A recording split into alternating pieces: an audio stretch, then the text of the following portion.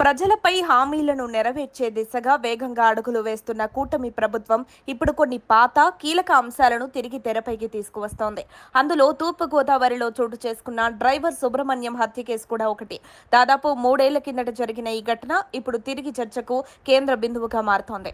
2022 మే 18న YCP MLC Anantha Babu ఆయన driver సుబ్రహ్మణ్యంను హత్య చేసిన కేసులో ప్రధాన నిందితుడిగా నిలిచారు.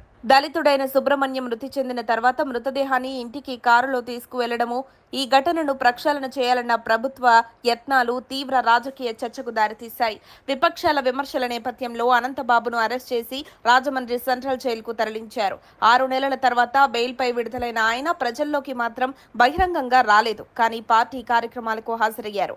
ఇప్పటి కూటమి ప్రభుత్వం ఈ కేసును తిరిగి పరిశీలించేందుకు సిద్ధమవుతుందనే సంకేతాలు బలంగా కనిపిస్తున్నాయి. మొత్తంగా ఘటనపై సమగ్ర నివేదిక కోరేందుకు సిద్ధంగా ఉన్నట్టు వార్తలు చెబుతున్నాయి. దీనికి తోడు అనంతబాబుతో పాటు మరికొంతమందిపై దర్యాప్తు జరగనుందన్న ఊహాగానాలు ఉన్నాయి.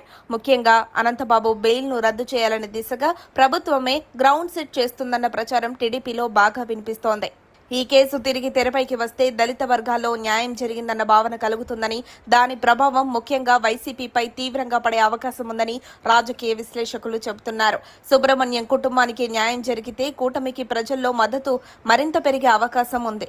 ఇదే కారణంగా అనంతబాబును న్యాయంగా కస్టడీలోకి తీసుకురావాలన్న చర్చలు అధికార వర్గాల్లో చురుగ్గా జరుగుతున్నాయి. ప్రస్తుతం సుబ్రహ్మణ్యం కుటుంబం తరపున న్యాయవాది ముప్పాళ్ల సుబ్బారావు పోరాటం చేస్తుండగా ఆయన్నే ప్రభుత్వం ప్రాసిక్యూషన్ సలహాదారునిగా నియమించడం ద్వారా కేసు మరింత గంభీరంగా మారిందని భావిస్తున్నారు.